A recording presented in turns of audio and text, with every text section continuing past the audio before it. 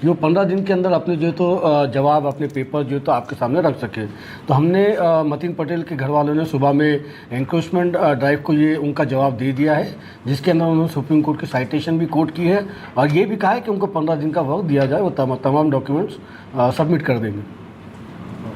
लेकिन जिस तरह से उन्होंने कहा है कि ये कार्रवाई हो सकती है, तो आप अभी कोर्ट में जा रहे हैं, कोर्ट में गए हैं आप, तो आपकी क्या भूमिका है? कोर्ट के अंदर हमने यही मतीन पटेल के घर वालों ने यही मांग की है कि ये जो नोटिस दी गई है ये इलीगल है और उनको जो तो 15 दिन का टाइम दिया जाना चाहिए।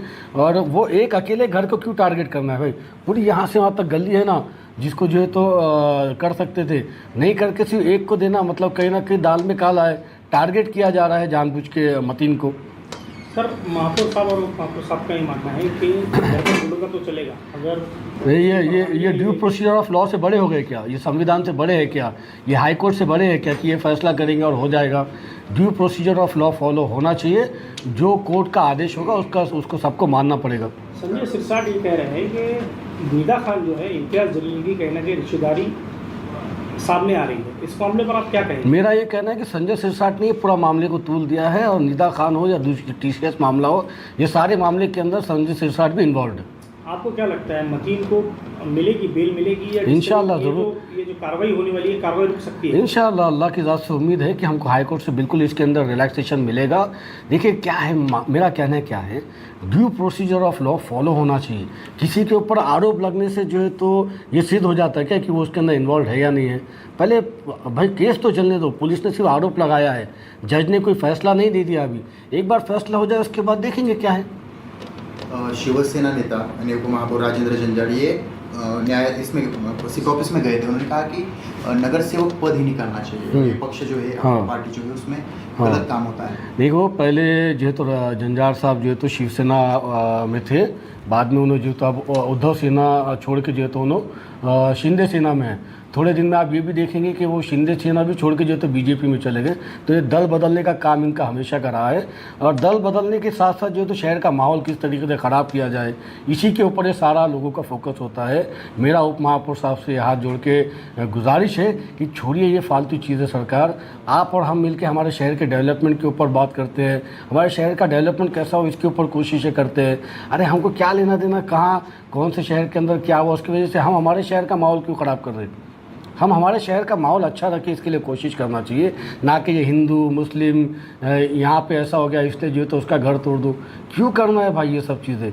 मैं जंजाळ साहब से दोबारा गुजारिश कर रहा हूँ कि ये मामला हमारा नहीं है, due procedure of law follow होने दो।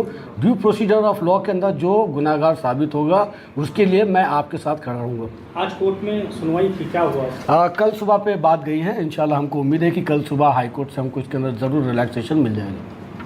लेकिन जिस तरह से नीतीश राणे अलग अलग बयान करते हैं, उनका एक बयान सामने आया है, उन्होंने असदुद्दीन ओवैसी को लादेन कहा। देखिए ये BJP गवर्नमेंट ने 2-3 ऐसे चिल्ले पिल्ले छोड़ के रखे हुए, चिल्ले पिल्ले ही चाहिए, ये ऐसे चिल्ले पिल्ले छोड़ के रखे हुए जो है तो महाराष्ट्र का माहौल ख़राब करने की इनकी साजिश होती है। हमारा क्या लेना देना उसामा बिन लादेन से, तेरी औकात भी है क्या नीतीश राणे असदुद्दीन ओवैसी साहब के बारे में बयान देने की, उनके पैजामे के उतनी भी तेरी हाइट नहीं है।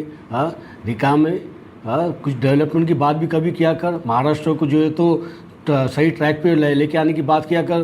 सुबह रोज़ नींद में से उठता हिंदू मुस्लिम त्याला ऐसा करा त्याला वैसा करा, अबे कभी कभी जो है तो घर से निकलते निकलते संविधान भी पढ़ के निकला कर। संविधान पढ़ेंगे तो तेरे दिल में थोड़ा सा समझ में आएगा कि ये देश अकेले हिंदुओं का नहीं है, ये देश जितना हमारे हिंदू भाइयों का है उतना ही हमारे SC भाइयों का भी है, उतना ही हमारे OBC और ST भाइयों का भी है, उतना ही मुसलमानों का भी है।